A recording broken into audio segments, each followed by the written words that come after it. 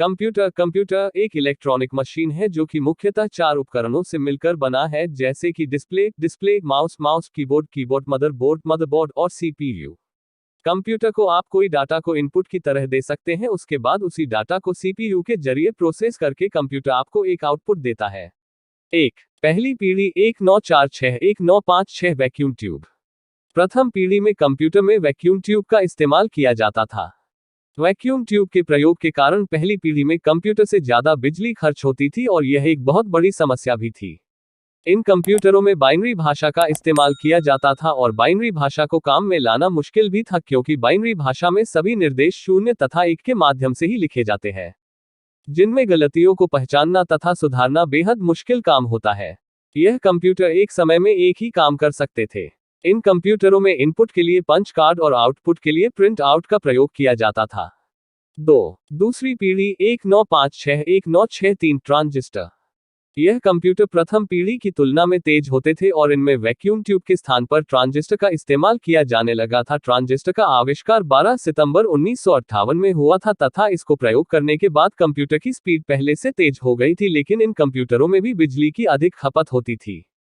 Transistor दूसरी पीढ़ी transistor. इस पीढ़ी में भी पहले की तरह ही इनपुट के लिए पंच कार्ड व आउटपुट के लिए उनका इस्तेमाल किया जाता था, लेकिन इन पीढ़ी प्रोग्राम लिखने के लिए बाइनरी भाषा की जगह असेंबली भाषा का प्रयोग किया जाने लगा था।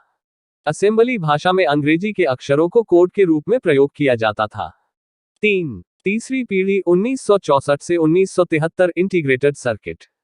इसमें सबसे बड़ा बदलाव था कि इनपुट देने के लिए कीबोर्ड और आउटपुट लेने के लिए मॉनिटर का प्रयोग किया जाने लगा, और सबसे पहले ऑपरेटिंग सिस्टम का प्रयोग इसी पीढ़ी में ही किया गया, जो कि एक XWay आधारित ऑपरेटिंग सिस्टम था। और आपको बता दूं कि CUI की full form character user interface होती है।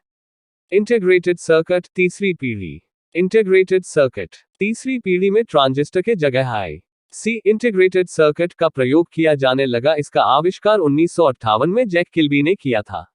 IC के प्रयोग से कंप्यूटर का आकार बहुत छोटा और पहले से तेज भी हो गया था। इस पीढ़ी में कंप्यूटर में प्रोग्राम लिखने के लिए उच्च स्तरीय भाषा का प्रयोग किया जाने लगा था। ये कंप्यूटर एक समय में एक से अधिक काम कर सकते थे। चौथी पीढ़ी 1973-1982 माइक्रोप्रोसेसर। चौथी पीढ़ी में कंप्यूटर में माइक्रोप्रोसेसर का प्रयोग किया जाने लगा, जो कि सिलिकॉन से बनी एक चिप होती थी जिस पर हजारों IC एक साथ लगी होती है। माइक्रोप्रोसेसर चौथी पीढ़ी। माइक्रोप्रोसेसर इस पीढ़ी के कंप्यूटर में GUI आधारित ऑपरेटिंग सिस्टम का प्रयोग किया गया, जो कि काम में लेने के लिए बहुत आसान था। GUI की full form graphical user interface होती है तथा इस GUI आधारित ऑपरेटिंग सिस्टम का उदाहरण विंडोज है। इस पीढ़ी में ही माउस का प्रयोग शुरू हुआ और प्रोग्राम लिखने के लिए कुछ उच्च स्तरीय भाषाओं को विकसित किया गया, जैसे C लैंग्वेज, C जोर लैंग्वेज। पांचवी पीढ़ी 1982 वर्तमान समय आर्टिफिशियल इंटेलिजेंस। कंप्यूटर की पांचवी पीढ़ी एक के साथ विकसित हुई। AI का मतलब एक मशीन जो मानवीय गुणों को समझ सके। इस पीढ़ी में अभी भी विकास चल रहा है। इस पीढ़ी के कुछ गुण हम आजकल विभिन्न रूप में इस्तेमाल करते हैं, जैसे फिंगरप्रिंट, रोबोट, आवाज द्वारा इनपुट देना आदि। इस पीढ़ी का उद्देश्य एक ऐसी मशीन का निर्माण करना है जो यूजर की भाषा को पूरी तरह समझ सके और उसका सही प्रकार से जवाब दे सके और सही आउटपुट प्रदान कर सके।